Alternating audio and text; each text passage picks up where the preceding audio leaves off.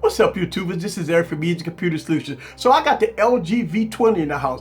I've been having this device since it came out. I've been doing a lot of reviews off and on with this device. I've been using it off and on as my daily driver. In 2016, a lot of people held this device king supreme. A lot of people said this device was #1. This was 2016 flagship. This was 2016 phone of the year. A lot of people put this in their top 5. I'm just not feeling it. So today, guys, we're going to go over this device. Remember, the LG V20 costs $769. Now, that's the same price as an iPhone 7 Plus. You could get 3 Honor 8s for that price. You could get 2 OnePlus 3s for that price. So at the end of the day, does the LG V20 hold up to its own? Is it king supreme as with other devices of 2016? Let's go ahead and expose the LG V20. So get your popcorn ready and follow me on this journey. Let's go.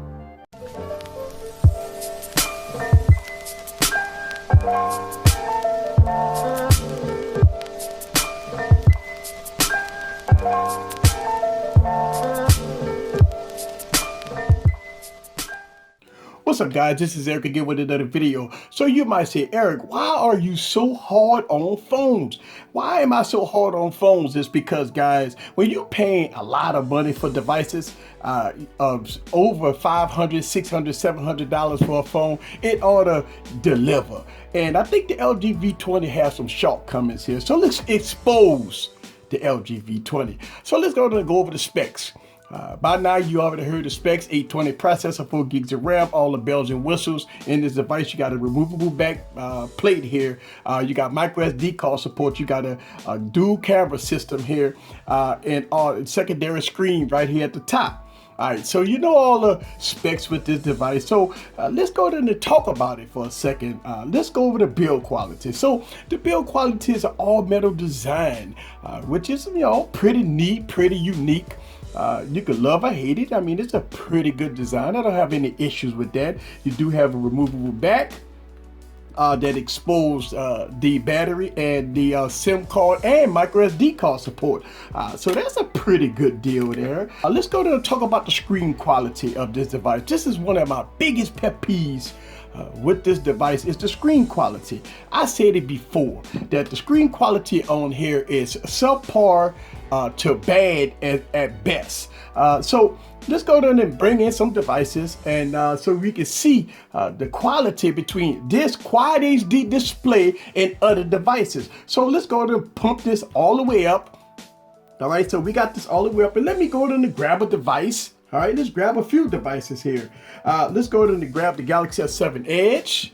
All right, and look, I'm going to grab a 720p screen right here with the Blue Vivo 5. So let's go ahead and get the Blue Vivo 5 in the mix here.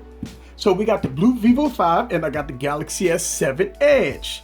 All right, so let's go ahead and crank these puppies all the way up to full brightness so y'all guys can see. So right now I got all the screens all the way up. So let's go ahead and open up a web browser so you guys can see this as far as brightness. So here is the 720p screen, the super high resolution screen, which is 1440.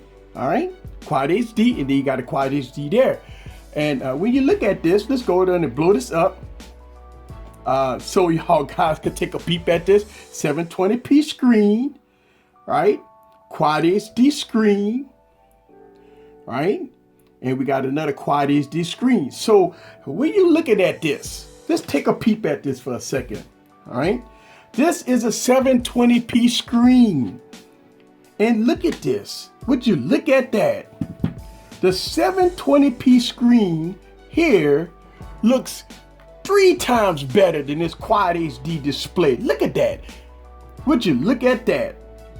This here definitely look muddy looking compared to a 720p screen. All right, let's go to the reds.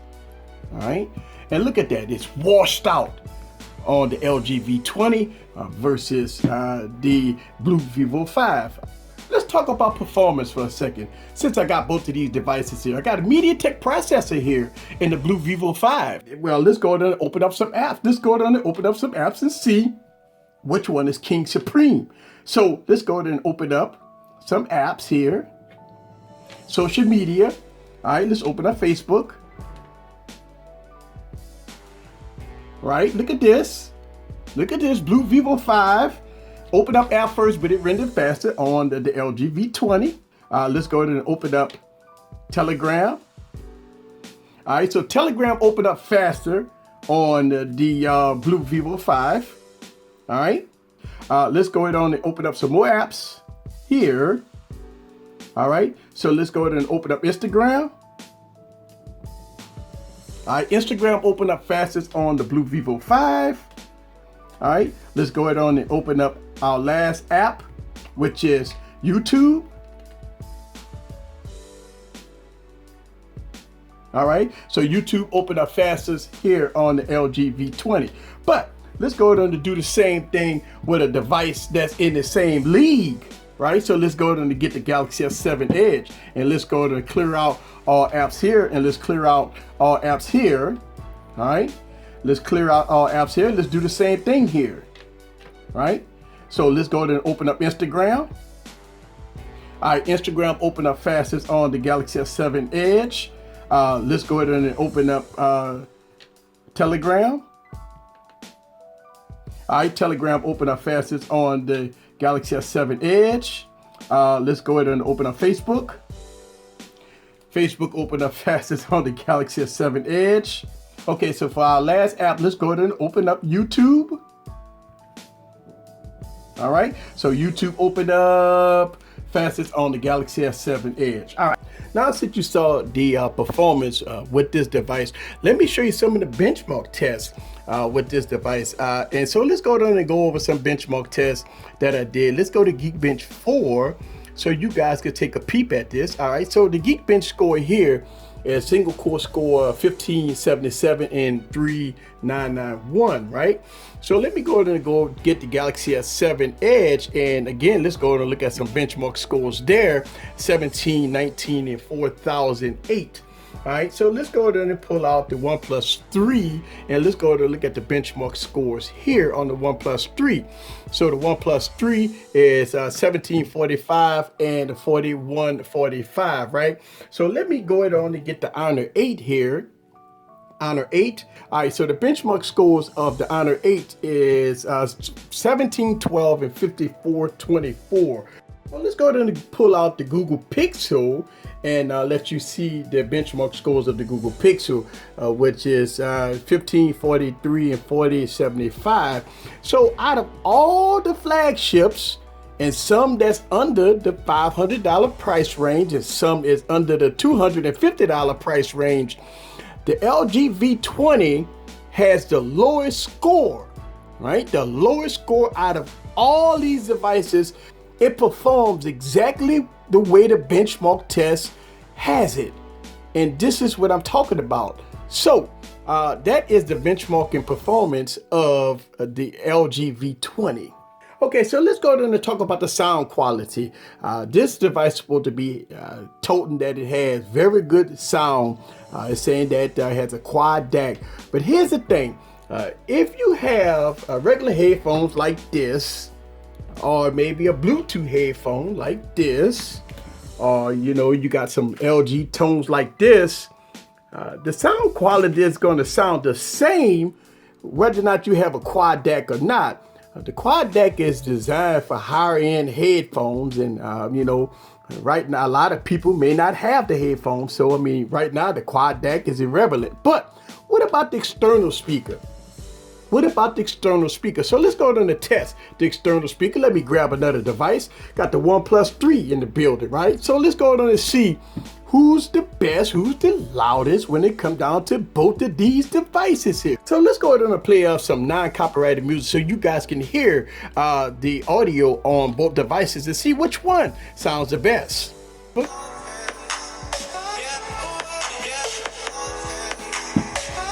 All right, so this is the LG V20.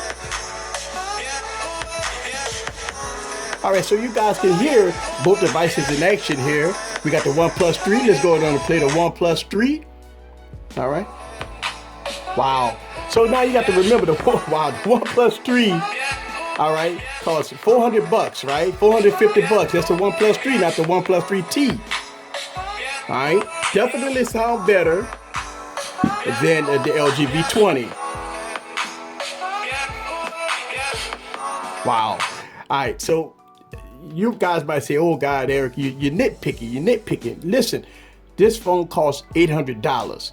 This phone costs $450. All right, so I like to keep that in perspective here, guys. So when you're talking about that, you know, hey, it is what it is. And so when it comes down to audio, unless you got high-end headphones, the quad DAC is nothing. All right, so let's talk about the cameras. The cameras on this device, I have some still footage and some video footage that I want to show you between this phone and the Google Pixel. So check this out.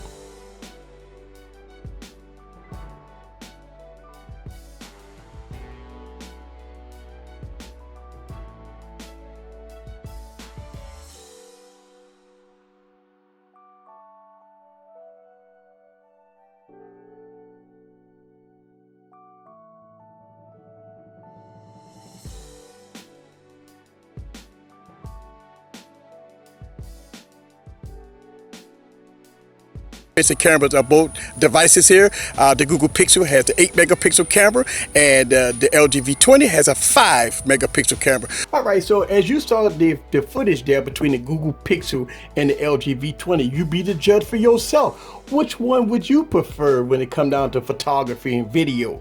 Now, as far as battery life, I have done a battery test with this device. Now, it fared pretty good when it comes down to battery life.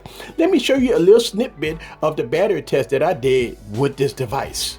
All right, guys, so the LG V20 at 6 hours and 22 minutes just clunked out. The device did shut down at 6 hours and 22 minutes. So let's go ahead and wrap this up.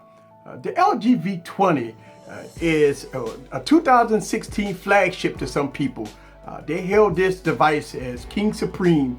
Some people said it was phone of the year. In my opinion, and I showed you guys, that at $769 plus tax, you're looking at over $800 for this device. And I'd say that, like, the screen quality is one of the worst screens I ever saw. When it comes down to the build quality, it could be subjective. When it comes down to performance, definitely they got other devices out there that's cheaper than this device that beats this device in all tests as far as benchmark tests and performance.